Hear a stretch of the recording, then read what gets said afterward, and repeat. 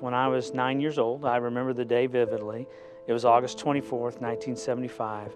I woke up without a father.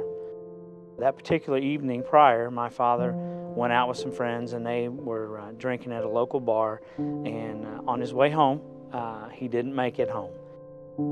You think you have the perfect childhood and then you lose a parent and it changes your world. A lot of things happen over the years to follow that that you know would be different if you'd have had your father along.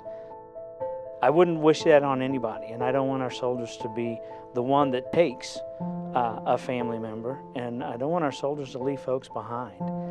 It's just a trauma that the children and families don't need to go through. 4 years ago, it was December 28th, my 16-year-old daughter came out to where I was working in the shop, and she told me that she was going to go to her friend's house. 5 minutes later, I got a phone call that said, "Your daughter's been in an accident. Come down the road." So my wife and I proceeded down the road, and a half mile from our house, our daughter was hit by a drunk driver.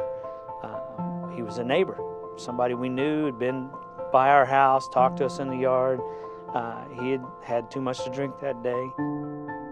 And on his way home, he came around the corner in my daughter's lane, and she tried to avoid the accident. He hit her in the front on the driver's side. I had talked to the highway patrol who had responded, and I asked him, I said, what could she have done different? And the trooper looked at me and he said, she did everything right.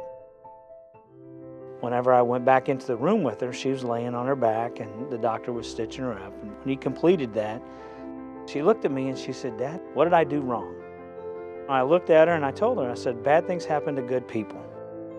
Have the designated driver, follow the rules, make sure that you have a plan. If you're going to consume, make sure you have a plan how to get home safely. Don't drive distracted, don't drive under the influence, wear your seatbelt and stay alert. And Lord willing, you'll survive the incident.